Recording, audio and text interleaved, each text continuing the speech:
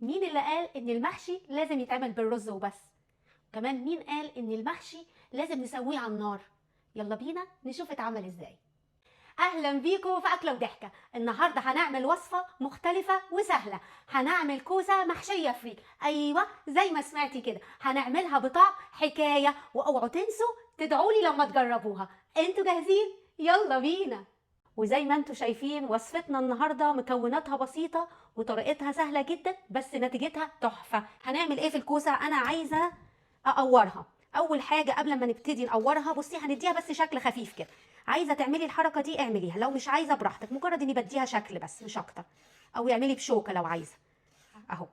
وهنعمل ايه؟ هتقطعي دي على الحرف، ما تقطعهاش جامد، الحته دي طبعا بنرميها. وكمان الناحيه التانيه. انا بحب الكوسه تبقى قصيره، فهقسم دي نصين. الكاميرا فصلت، ما وريتكمش ازاي بتتعمل. اوكي بصوا، هو ده السمك اللي انا بحبه. ادي دي الناحيه الصغيره، انا هاجي على الناحيه الكبيره كده وايه هكورها. وزي ما قلنا حاولي ما تتخرمش منك من تحت. طبعا لو اتخرمت ما هياش مشكله. القلب بتاع الكوسه ده هنستعمله اهو. بصي منظرها، انا عايزه اوريكي منظرها. بصي اهو، ده السمك اللي انا بحبه. انا بحبها تبقى قصيره كده، لما احطها سواء هحطها في الصينيه كده او واقفه تبقى صغيره كده اهو.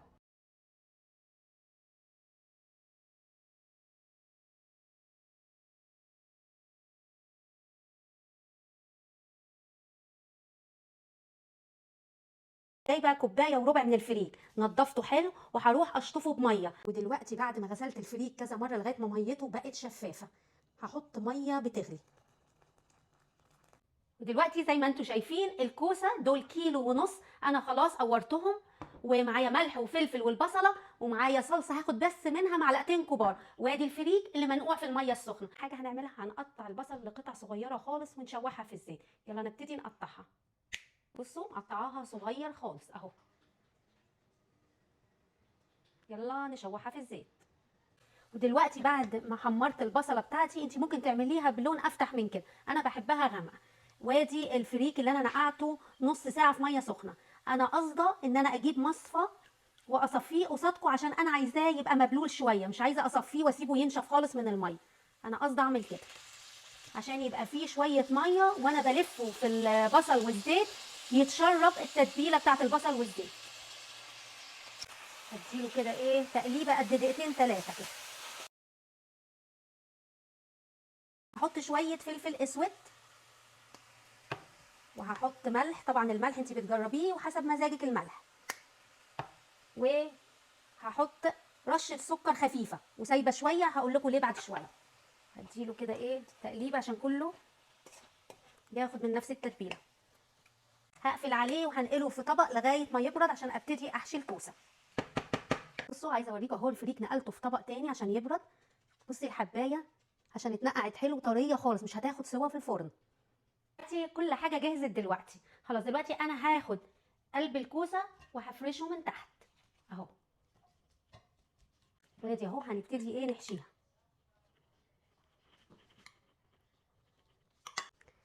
بصي لما بتيجي تحشيها بتسيبي جزء كده، هي تقريبا 70% طبعا شاربه ميه فمستويه تقريبا، فهي هتكبر شويه، فايه لازم تسيبي جزء فيها وما تدوسيش عليها جامد عشان تبقى واخده راحتها في السوا. بصي اهو انا هرصهم كده اهو. كل اللي تعمليه بس تخبطي كده، ما تدوسيش بصبعك لجوه عشان ما يطلعش مكتوم اهو. كل ما بتعملي بس بتخبطي كده كذا خبطه عشان ياخد راحته. بصي بنسيب جزء كده اهو. انا هميله كل ما بحط بقوم خبطها كده، تضغطيش عليها. ممكن انا ساعات بعملها بالقرفه، برش رشه خفيفه قرفه لو انت بتحبي القرفه.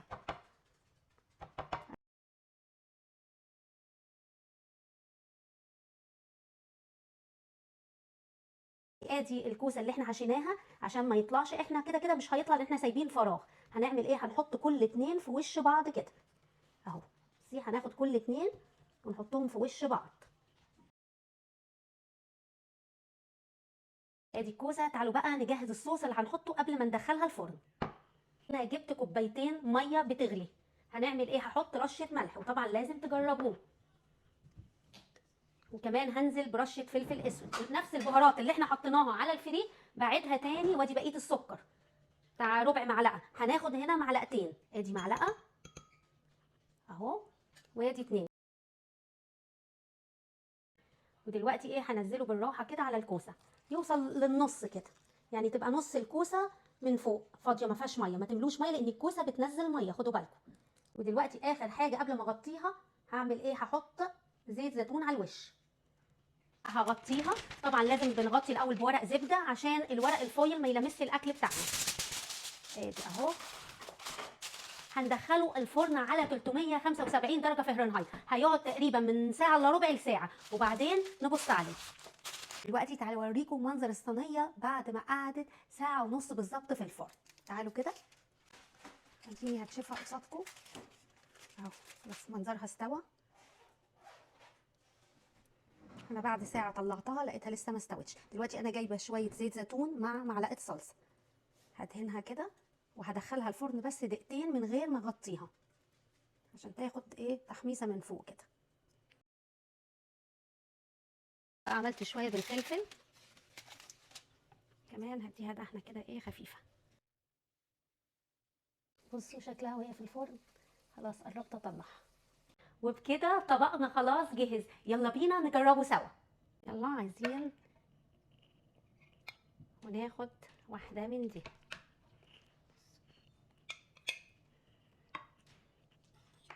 بصوا بصوا النتيجه قدامكم. بصوا الكوسه، بصوا الكوسه مستويه ازاي. اتفرجوا هوريكم منظر الفريك. بصوا الفريك دايب خالص.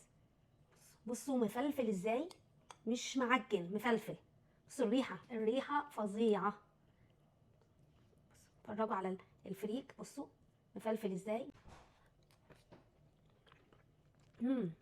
الكوسه طريه والفريك تحفه. يا رب يكون فيديو النهارده عجبكم واشوفكم المره الجايه. يلا باي.